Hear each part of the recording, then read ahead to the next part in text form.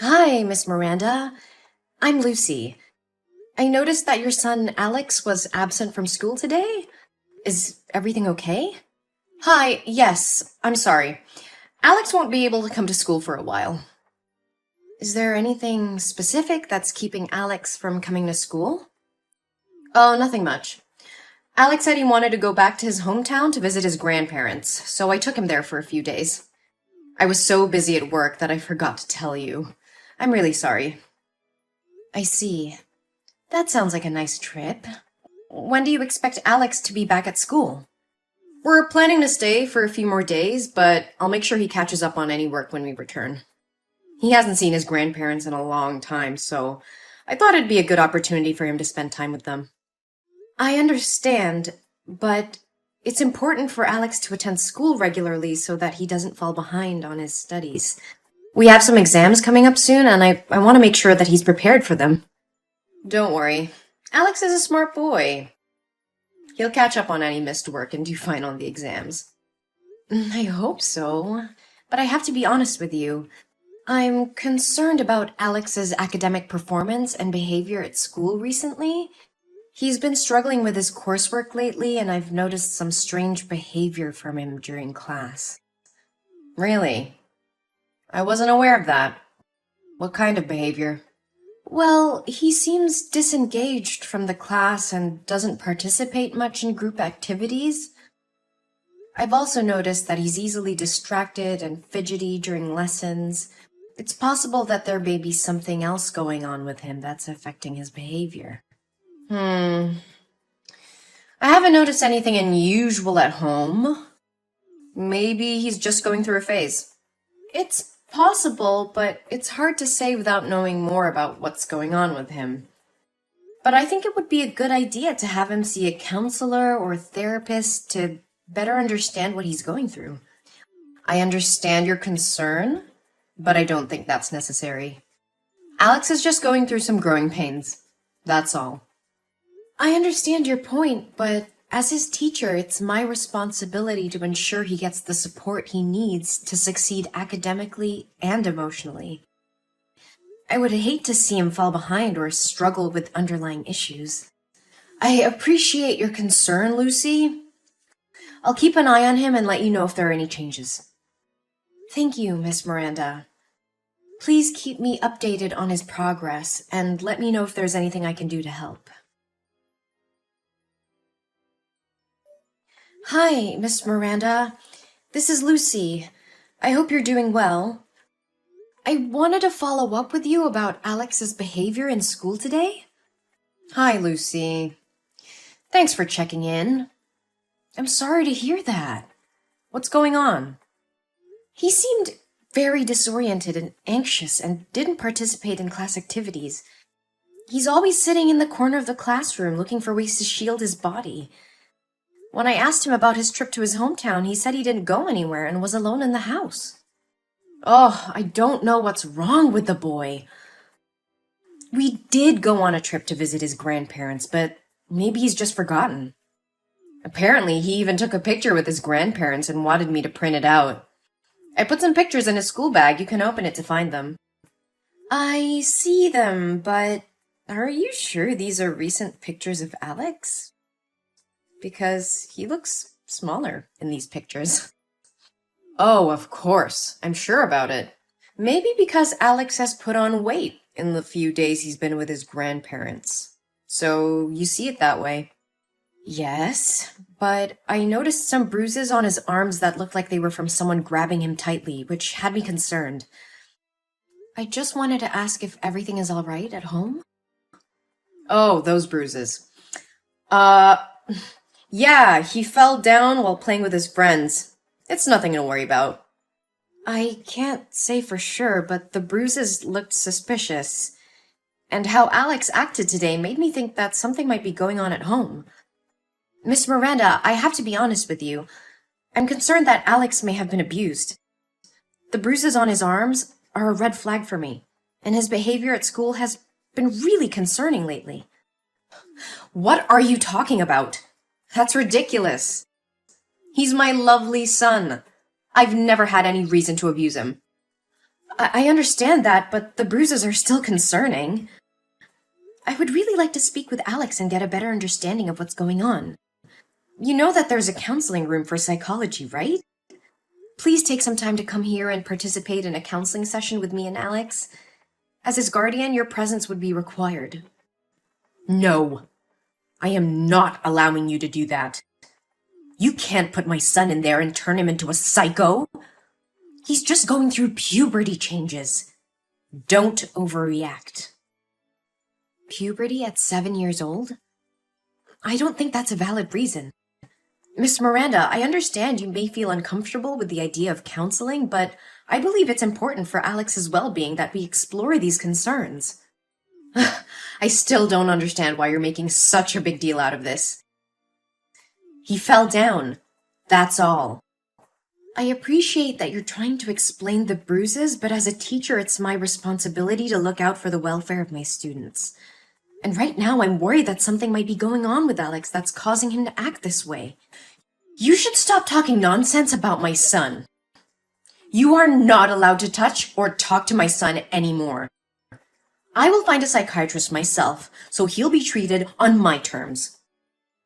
We are dealing with some personal matters that we would rather keep private. I'm going to school to pick him up right now. I understand your concerns about privacy, but as Alex's teacher, it's important for me to ensure that he's getting the support he needs to succeed academically and emotionally. Please let me know if there's anything I can do to help. Hello, Miss Miranda. I was just wondering if everything is all right. Alex hasn't been in school for 3 days, and I'm a little concerned. There's nothing to be concerned about. Alex didn't want to go to school, so I let him stay home. I see. However, with only 3 days left until the exam day, it's not a good idea for Alex to take too many breaks. He won't be eligible for the class if he continues to miss school. I understand your concern. I took Alex to a psychiatrist, and she recommended that he rest for a while. So, I followed her suggestion. If that's the case, I can help Alex apply for a leave of absence from school so he won't fall behind. How is Alex's condition? He's much better now. The test results show that he has a developmental anxiety disorder and a tendency to self-harm. The bruises were caused by him. Lately, he's been experiencing a lot of anxiety, and it's been difficult for him to attend school. I'm sorry to hear that. Anxiety can be really tough to deal with. I would like to visit Alex to see how he's doing and offer any assistance I can. Could you arrange that? I appreciate your concern, but it's not necessary. We're taking care of everything at home, and Alex is receiving the support he needs. I understand. Can I at least drop Alex some study materials, assignments, and study guides? I just want to make sure he's doing okay. We're working with the tutor to make sure he doesn't fall behind, so I think he'll be fine. Thank you for your concern, but I'd prefer it if you didn't visit him now. We just want some privacy to deal with the situation. Of course, Miss Miranda. Please let me know if there's anything else I can do to support Alex. Why are there police officers at my door saying that Alex's teacher reported that I abused him? What nonsense did you say to the police? And where is my son? Where did you take him? I reported a serious child abuse case that occurred to my student Alex. I am just trying to protect him. What are you talking about? If you don't have proof, why are you accusing me? Are you trying to kidnap my son? I would never do anything cruel to Alex as you and your boyfriend did. Alex is in the hospital with me. The police have just finished taking his statement. What statement? What the hell are you talking about? After class today, I had to pass by your house. I noticed that your house was locked from the outside, even though you said you were at home with Alex. There were crumpled pieces of paper all over your yard with SOS written in Alex's handwriting. And I called out to Alex and tried calling you, but you didn't pick up. So I went inside to check. Alex was lying motionless on the floor, covered in whip marks and bruises. He was unconscious. This is outrageous. How dare you enter my property without my permission? You have no right to do that. Go ahead. I'm not afraid of you. I had to take action because I saw something that raised serious alarm bells. Alex was lying unconscious on the floor with whip marks and bruises all over his body. It was a horrific sight, and I couldn't just stand by and do nothing. You just make things worse. He was probably just sleeping. Just fell asleep? I broke the window to get in, and the noise was so loud that Alex didn't even move. That boy was unconscious, and the bruises were too severe to be self-inflicted. I called the police and took Alex to the hospital.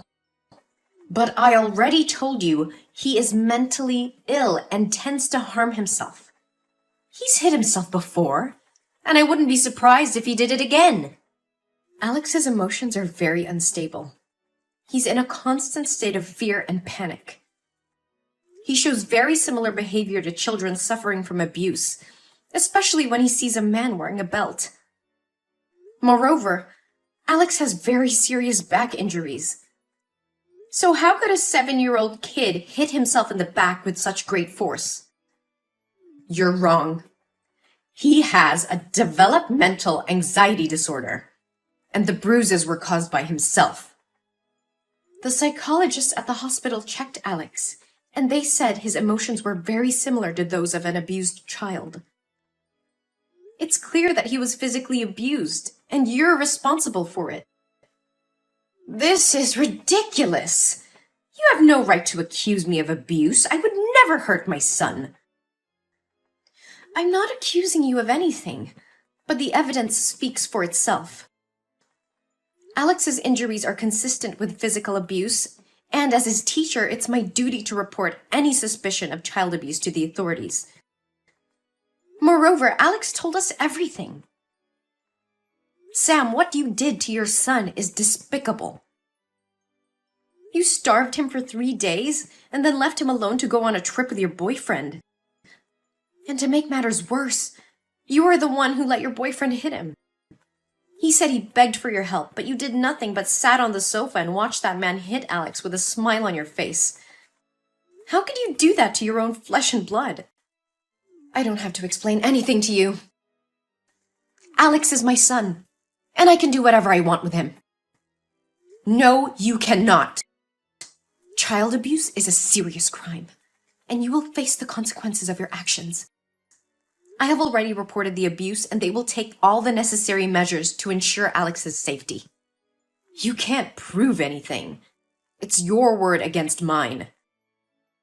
That freaking kid just imagined it all. Oh, I have proof. The hospital documented Alex's injuries, which will be useful as evidence in court. And let me remind you, there were crumpled pieces of paper with SOS written on them all over your yard. Your son was clearly trying to ask for help, and you ignored his cries. I don't care about your accusations. You will regret getting involved in my business. I will not regret doing what's right for my student. Alex deserves to live in a safe and healthy environment, not in a home where he is starved and abused. And I will make sure justice is served for him. You don't know anything about me or my family. Mind your own business and stay out of our lives. I will not turn a blind eye to child abuse. It's my responsibility as a teacher and as a human being to protect children from harm. I will continue to report any suspicious behavior or signs of abuse, no matter who it involves. Listen, I understand that you care about Alex, but I also know that kids can make things up. Alex could have just fallen and injured himself. You don't want to ruin my life and my family's life over something that might not be true, do you? I'm willing to pay you a large sum to testify that Alex lied about the abuse. I won't do it. Alex didn't lie, and I won't perjure myself in court just because you want to cover up your crimes. I can't turn a blind eye to what Alex is going through. Money won't change my mind. But think about it. You could have all the money you need. No more struggling to make ends meet. Just say that Alex made it all up, and we can put this whole thing behind us. I can't do that, Miranda. Money won't make me betray a child who needs help. I won't let you get away with abusing your own son, and you should be ashamed of yourself for even suggesting such a thing. I'm not afraid of you, Miranda. I'll do whatever it takes to protect Alex. I can't understand. Why are you so determined to protect that brat? Because I can relate to his situation. When I was a child, I was also a victim of abuse, but nobody helped me at that time. I know firsthand how it feels to be helpless and vulnerable, and I don't want anyone else to go through what I went through. You know you'll never be able to stop all the abuse. Let's just skip it this time and take the money. I know it, but it's time to break the cycle of abuse and neglect. I will do everything in my power to make sure Alex gets the love and care he deserves. You should stop talking nonsense. One day you'll have to pay the price for meddling in other people's family affairs, bitch. Hey! Answer me! I will kill you! Damn it! One day later, Sam and her boyfriend were arrested for child abuse. The police found evidence in their house, confirming the teacher's suspicions. Miranda and her boyfriend were charged and sentenced to jail for their heinous crimes. Meanwhile, Alex is recovering very well under the care of me and other friends and teachers in school. With love and care, he regained his strength and confidence. I have become his legal guardian, and he's thriving under my care. Alex's story inspired me to advocate for child protection and fight against child abuse. I started a campaign to raise awareness about child abuse and to promote the importance of reporting any suspicion of abuse. In the end, justice was served, and Alex found a new home where he's loved and cared for. Alex now has a chance to live a happy and fulfilling life, and I'm very happy for him.